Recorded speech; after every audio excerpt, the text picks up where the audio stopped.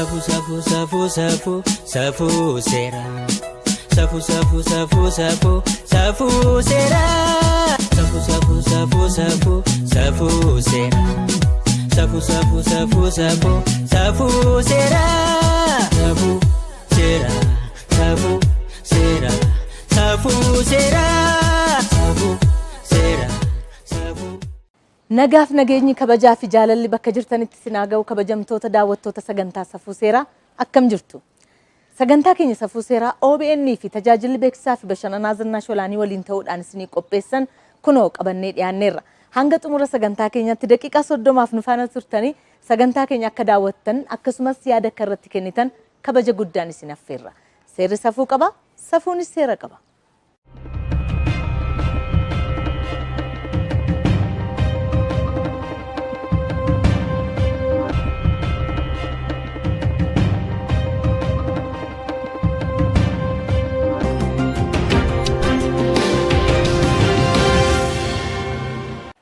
Odeeffannoo keenya har'aatiin intarneetiin adda citee ture abbaa seeraa tokkoof deebi'ee jedha gabaasni BBC kan qindeesse Lataa Zarihuun. Abbaan seeraa Sudaan tokko intarneetiin biyyattii keessatti torbee 3 adda citee ture isa qofaaf akka deebi'e BBCtti himeera. Abdel Adam Hassan dilbata darbee kaampaanii teleekoomii biyyattii Zeen Sudaan mana murtiitti himatee irra aaneera. Kaampaanichi ajaja hooggantoota waraanaa biyyattiin torbee 3 oliif intarneetii adda kutee ture. Intarneetii adda kutuu isaatiin mana murtiitti kaampaanicha kan himate abbaan seeraa kun falmiin irra aanus kaampaanichi isa qofaaf intarneetii deebiseera. Kunis kan ta'e himataan kun akka nama dhuunfaatti waan himateefidha. Yeroo ammaa kana biyyattii keessatti bilisaan intarneetii kan fayyadamuu danda'u isa qofaa akka ta'es himamaa jira. Abdel Adam Hassan mana murtiitti deebi'ee lammiilee Sudaan hafaniif nan falmas jechuusaatu gabaafamaa jira. Torbee itti aanu lammiileen biyyattii miiliyoona 1 ta'an intarneetiin akka deebi'uuf abdiin qaba jechuunis BBCtti himee jira.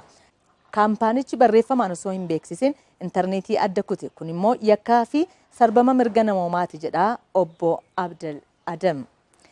Dhaabbati biyyoota gamtoomanis biyyattiin uggura intarneetii irra keesse akka kaafamuuf waamicha dhiyeesseera.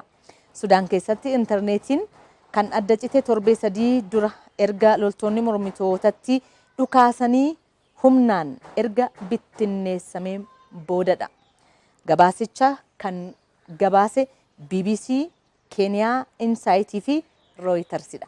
Akkasittiin egaa mirga ofii falmachuu yookaan immoo mirga ofii gaafachuunis immoo waan jirudha jechuudha. Olaantummaa seeraa jechuun isa akkasiiti. Kun himatamuu qaba, kun himatamuu hin qabu jedheetu addan baasin namni kun itti deemee waan himatamuu qabu mirga isaa gaafatee mirga isaa argateera. Olaantummaan seeraa bakka jirrutti hojiirra haa ooluun hawwii keenya hundumaati. Seerri safuu qaba, safuunis seera qaba. Itti aansuudhaan immoo kan isinii dhiyeessinu walaloodha. Walaloo kana kan nu qopheesse Kumaa Safaraati. Hordofaa.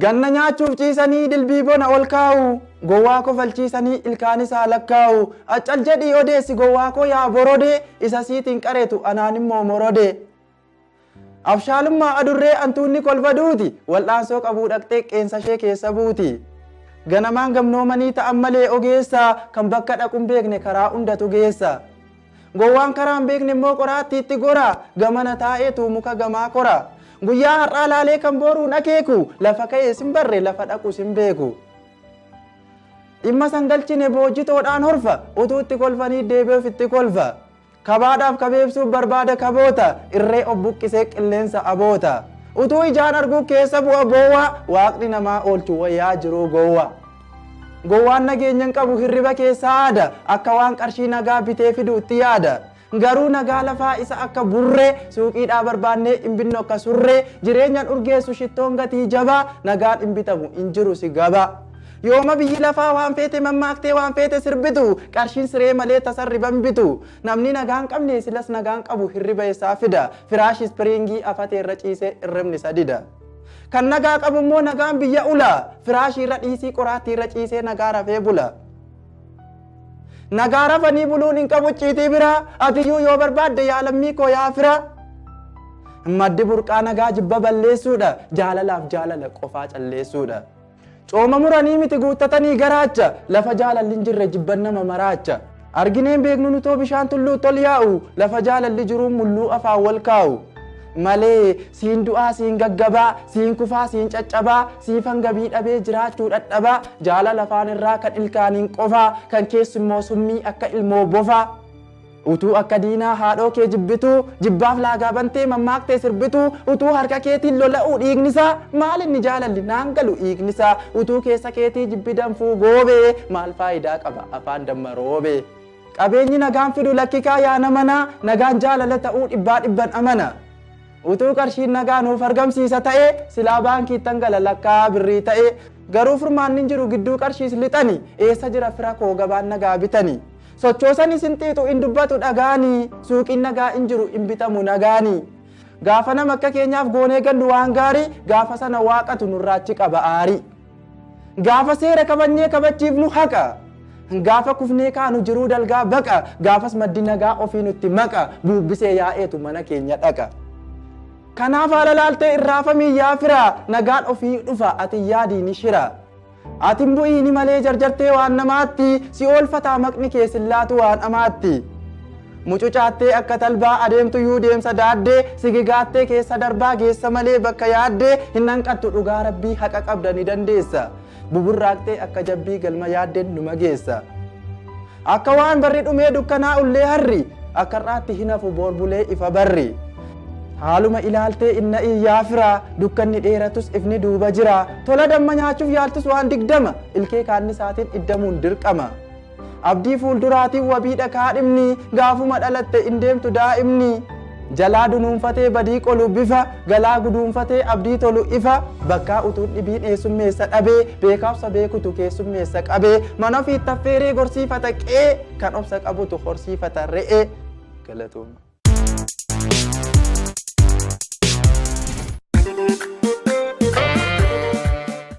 Daa'imman ofii godhattan yookiin immoo guddifachaan kan fudhattan galmeessisaa. Gaa'ela keessaniif waraqaa ragaa qabaadhaa isinitti hin fidin malee yoo gaa'elli diigames waraqaa ragaa qabaachuu barbaachisa. Sababni du'aas haa galmaa'u. Galmeessi ragaalee madda odeeffannooti. Magaalaa fi baadiyyaattis fagoo hin deemtan manaajira gandaa biratti galmooftanii ragaa fudhatu. Kan kana hordofeetu ammayyummaa gabbifachaa jiruuf jireenyaaf ragaa qabaachaa deema. Eejensii galmeessa ragaa bu'uuraa hawaasummaa Oromiyaa. Ragaa gurmeeffachuun faayidaa hawaasaatiif guddina taateewwan galmeessuun jijjiirama biyyaatiif.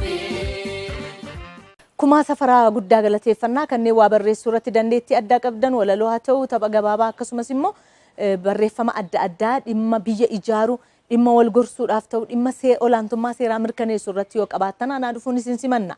Wal kabajuun aadaa keenya, wal safeeffachuun aadaa keenya, safuuf safara hawaasa qabu keessatti waan guddanneef ijoollee abbaa gadaa waan taaneef sirna gadaa kana keessatti guddanne taanaan wal kabajuu fi seera eeguu safara eeguun baay'ee barbaachisaadhaan dhaamsa keenya yeroo hundumaati.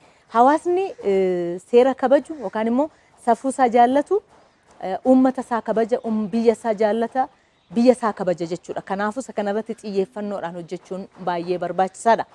Amma kallattiidhaan gara qabxii torban darbe kaasnee har'aaf bulfanneetti dabarra. Olaantummaa seeraa jechuun maal jechuudha akkamittiinis ibsama kan jedhu mana hojii abbaa alangaa waliigalaa deemuudhaan hoogganaa mana hojichaa obbo Tashooma Girmaa gaafannee jirra. Maarree kutaa lammaffaasaa qabannee kan dhiyaanne kunooti ammas nu faana tura. Seerri safuu qaba, safuunis seera qaba. Gaaf tokko waan tokko yeroo uumamu mootummaan hin jiru. Mootummaan callisee maanuu laala kan jedhamu jira. Mee ishee kanarratti sirriitti akka namaa galutti. Mootummaan hin jiru jedhee uummanni gaafachuun sirriidha. Mootummaan inni jedhamu inni hangafaa nagaaf tasgabbii uummata isaa eegudha.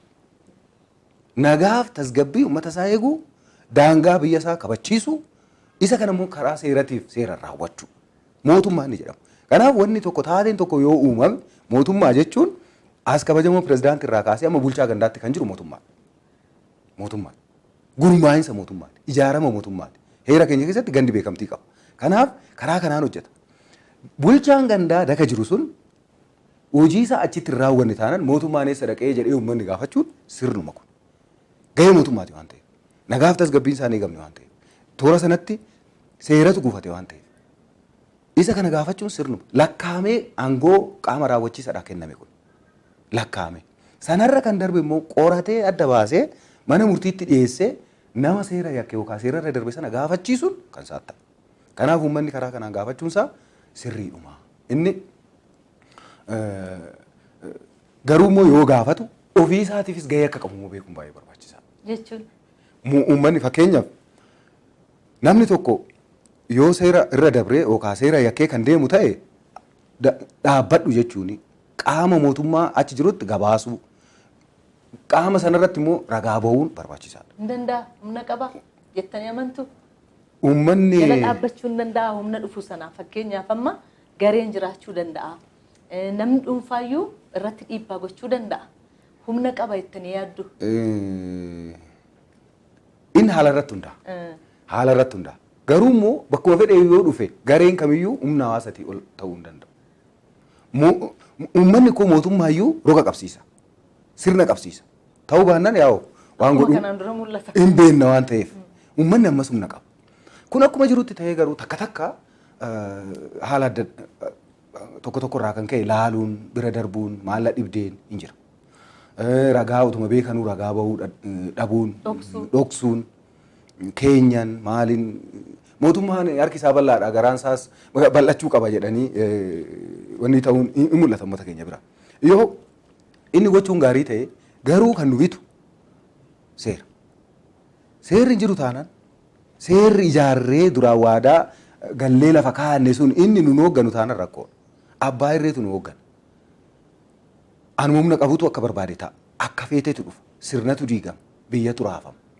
Inni akka akkas hin taane hawaasni nama karaarraa gorteetta jedhee ilaale arge dhaabbadhu jechuun qaama mootummaatti dhaqee gabaasu qaamni sun immoo tarkaanfiin fudhatu taanaan isumarrattuu immoo uummanni aboo qaba waan ta'eef karaa kanaan yoo deeme mootummaan gahee isaa akka bahu gochuu hin danda'a kan jedhu kaasumaaf inni lammataa ulaaganii sirni bulchiinsa seeraa biyya tokko keessatti dagaagee jennee kallattiin ittiin madaaluu dandeenyu dhiphinaa fi bal'ina malaammaltummaati. Tajaajila kennamu keessatti malaammaltummaan akka malee babal'atee namni tajaajila argatu mootummaa irraa tajaajila barbaadu gara tajaajila sana maallaqaan argachuutti ce'ataanaan bulchiinsi seeraa rakkoo keessa gala. Haqa argachuun rakkoo keessa gala. Kabajamuun mirga namaa rakkoo keessa gala. Kabajamuun mirga qabeenya horachuu rakkoo keessa gala.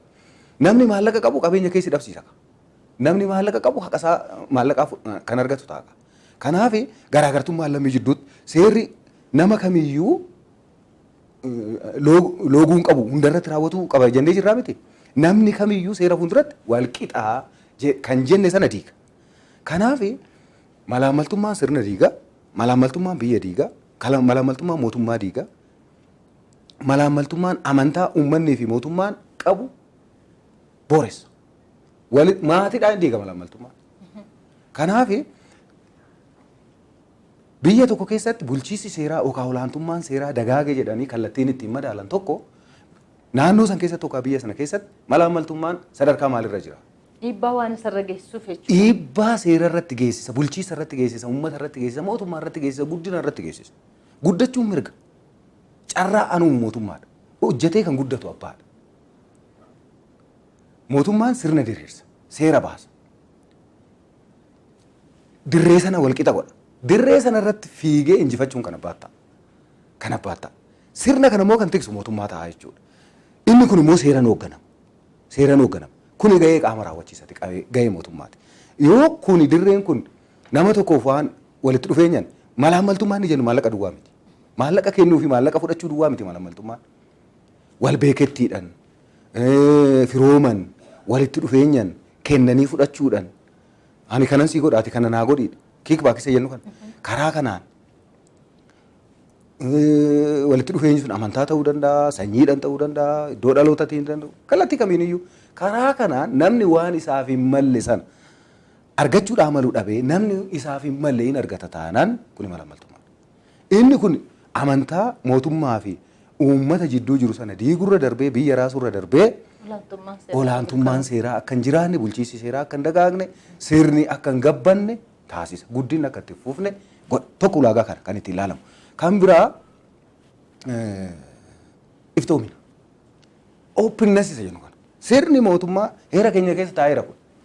Heera keenya heera naannoos ta'e heera federaalaa keewwata 12 jala hojimaanni mootummaa ifa ta'uu qabaa jennee kaa'anneera. Kanarratti walii gallee sirna godhannee keenyee jirra.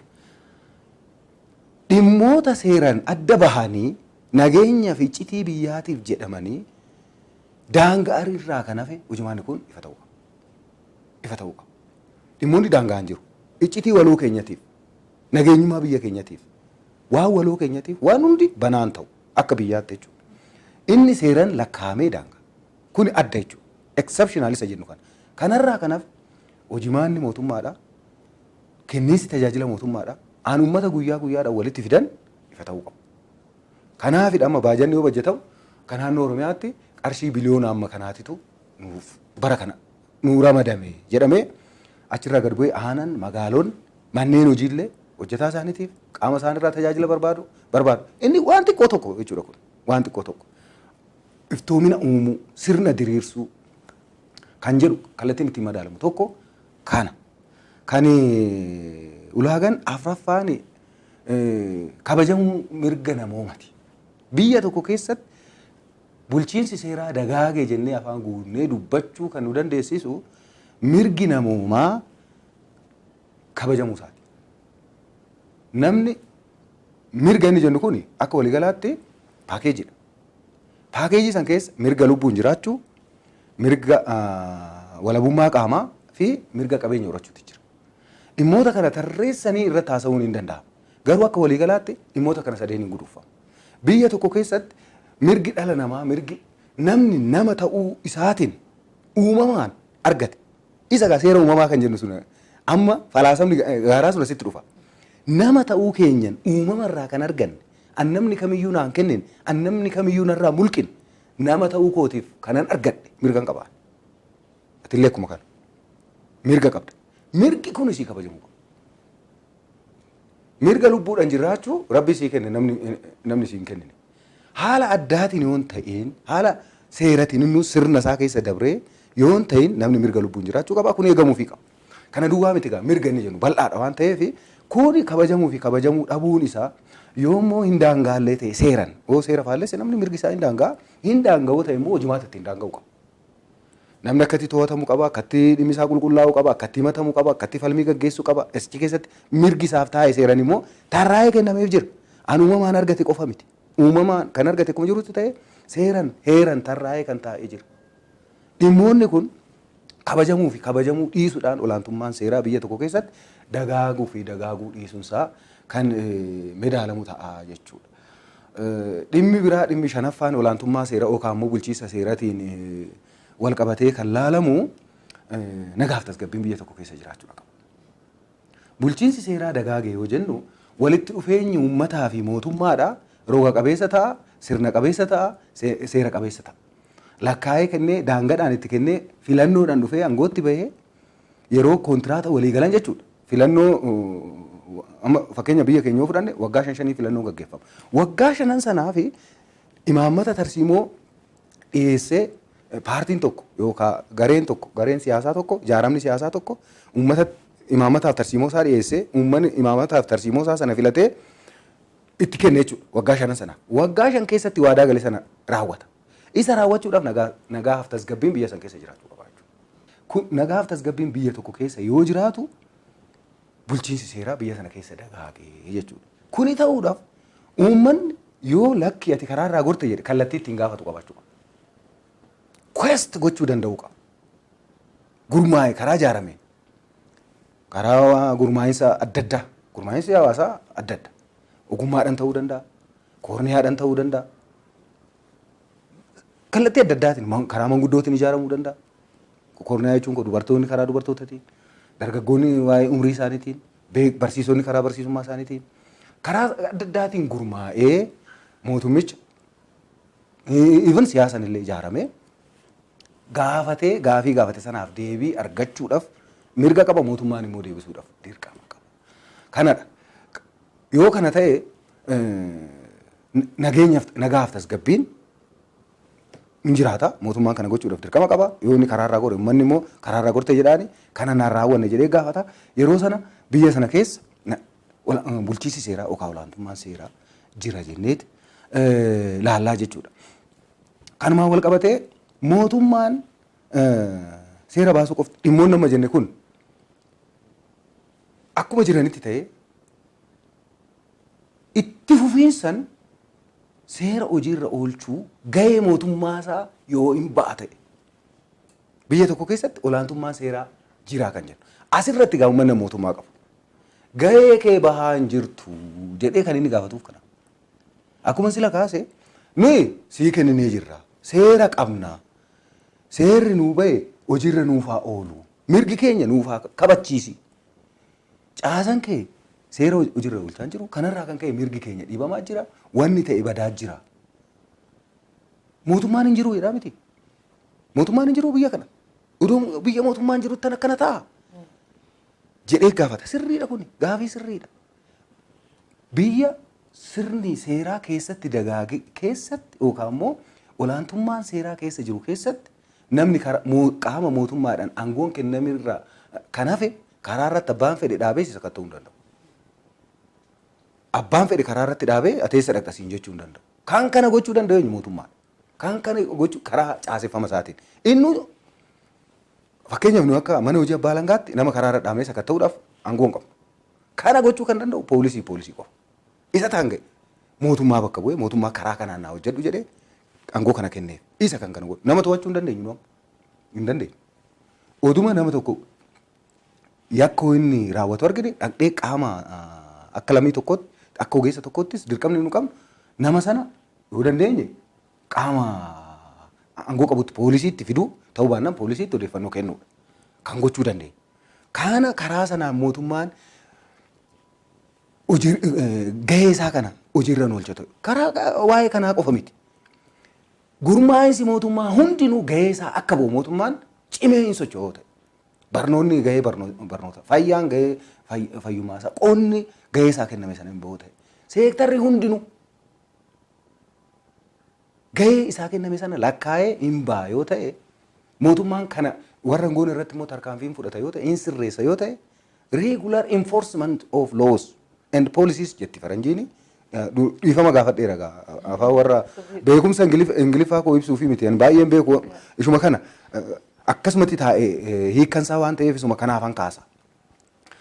Kanaaf inni kun yoo jiraate kun akka ulaagaa tokkotti bulchiinsi seeraa dagaagee jira. Uummanni hin gaafata. Uummanni hin gaafata mootummaan hin raawwata. Waadaa qabu waliigaltee qabu akka waliigaltee isaanii sanatti akka inni raawwatu mootummaan hin godhaa. Yeroo sana yoo inni karaa sana raawwachuudhaan baate immoo uummanni karaa gurmaa'insa isaatiin karaatti wal beekan sanaan dhaqee gaafate kanan goone kanaaf booruu nutti hin deebituu dhufaa jechuudha. Filannoo taanutti nutti hin deebituu.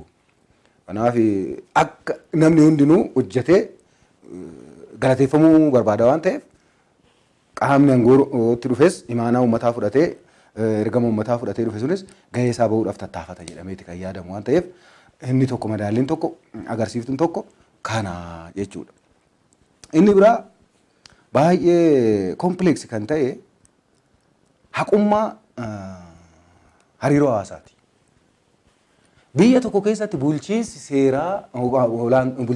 seeraa jira jennee madaaluudhaaf bulchiinsi seeraa siviil jaastiis inni jennu kun mirkanaa'uu qaba. Bulchiinsa hariiroo hawaasaa yookaan bulchiinsa falmii hariiroo hawaasaa jennu isatu nutti dhiyaata waan ta'eef. Bulchiinsi sirna hariiroo hawaasaa jechuun maali? Mirga qabeenyaa qabdaa jennee heera keessatti keenyee jirraa miti ture. Qabeenya horachuu, mirga qabeenyaa, qabeenya horatte sana immoo itti fayyadamuu, dabarsuu,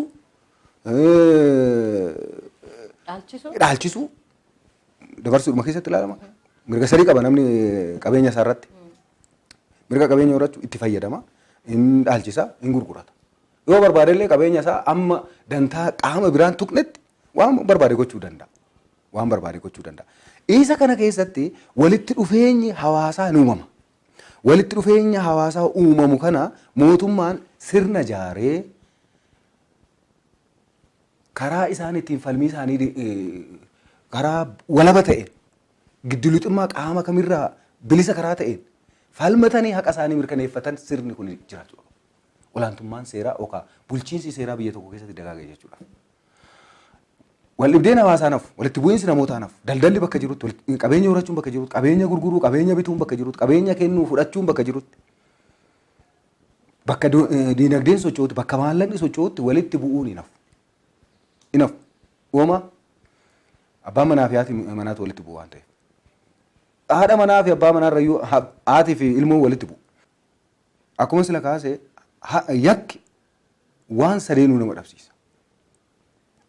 Mirga lubbuun jiraachuu si dhabsiisuu danda'a. Mirga walabummaa si dhabsiisuu danda'a. Mirga qabeenya keellee si dhabsiisuu danda'a. Gochi akka lubbuu namaa kan caalu hin jiru lafa kanarra. Lubbuu akkuma dura kaase uumamaan nama ta'uu keenyan kan argan mirgi jiraachuu. Yakki raawwatamu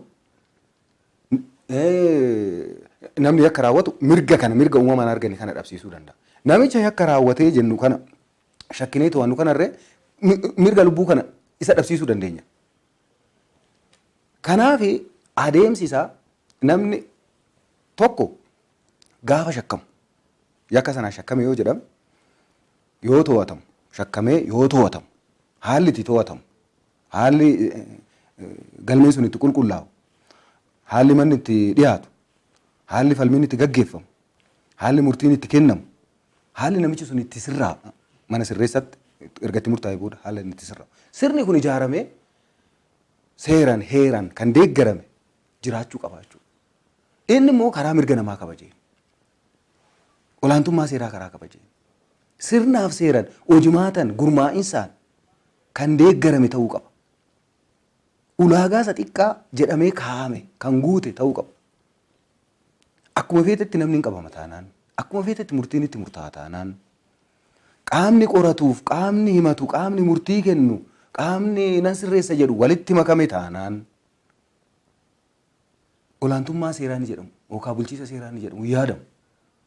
Kan qoratu qoratee kan himatu himatee falmii gaggeessee kan murteessu murteessee walaba ta'e ragaaf seera irratti qofa hundaa'ee murtii murteessee isarraa fudhatee immoo qaamni namicha kana sirreessu giddu galeessummaan isaa karaa mirga isaa kabajee mirga bu'uuraa yakkamaa soo ta'e mirga qaba. Mirga lubbuun jiraachuu qaba. Mirga fayyaan isaa eegamuu qaba. Mirga nyaachuu qaba. Mirga qulqullummaa isaa eeggachuu qaba. Mirga namaaf kenname sana qaba achi keessatti yakkamaa soo ta'e. Kanaaf mirga isaa karaa eegeen sirreessee amala isaa qalbii isaa jijjiirrachiisee lammii oomishaa ta'ee uummatatti akka inni deebisu gochuutu irraa eegama. Kanaaf sirni bulchiinsa haqaa karaa kana guuttate yoo qorannoon irratti gaggeeffamu namichi kun karaan dirqisiifamne mirgi taa'eef jira. Jecha kennuudha amanuudhaaf karaan dirqisiifamne. Raagaa ofii jaallate yoo barbaade amanee yoo barbaade haalee isaafis immoo gorsa na barbaachisa yoo ta'e gorsa argatee yoo inni akkasitti yaade yeroo turtii isaa sana keessatti ogeessa seeraa yookaan abukaatoo isaatiin maatii isaa haadha manaa isaa ijoollee isaa argee jechuun daangaa seeran taa'e san keessatti argee achirras gaafa falmii keessa seenu turjumaana isa barbaachisoo ta'e turjumaanaan deeggaramee abukaatoo isa barbaachisoo ta'e abukaatoodhaan deeggaramee ragaa dhiyeeffachuun isa barbaachisoo ta'e ragaa dhiyeeffatee murtii kennamu sana irratti illee mirgi oliyyannoo isaa eegamee fi komii qabaatoo ta'e hamma barbaadetti akka inni komatu haalli mijaa'ee fi karaa kanaan sirni kun ijaaramee akkasittiin hojjeta yoo ta'e qaamni qoratu malaammaltummaarraa loogummaarraa sababa adda addaarraa bilisa ta'ee qaamni himatu ragaa fi ragaa irratti hundaa'ee ragaa jiruu fi keewwata tumaa seera yakkaa walitti fidee sammuu bilisaa fi harka qulqulluu garaa qajeeladhaan olaantummaa seeraa karaa mirkaneessuu danda'uun namicha sana himatee falmii ogummaan isaa irraa barbaaduu fi hawaasa bakka bu'e sana kallattii hawaasi isaa barbaaduun falmii gaggeesse qaamni murtii kennu dhiibbaa keessas ta'e dhiibbaa alaarraa dhiibbaa mataasaa irraa abbaan seeratu mataa isaatiin dhiibbaan ofii isaatii murtii sanarratti inni fiduu danda'u salphaa miti. Keessa dhaabatee murteessa yoo ta'e.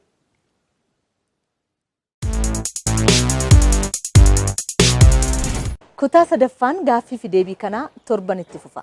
Waan nu wajjin turtanii sagantaa keenya hordoftaniif waan yaada nuu laattaniif guddaa isin galateeffanna. Torban kun torban nagaa, torban tasgabbii, torban gurri keenya aagatti dhaga'u akka nuuf ta'u hawwinaa nagaatti. Safuu Seeraa, Safuu Seeraa, Safuu Safuu Safuu Safuu Safuu Seeraa, Safuu Safuu Safuu Safuu Safuu Seeraa, Safuu Safuu Safuu Safuu Safuu Seeraa, Safuu Safuu Safuu Safuu Safuu Seeraa.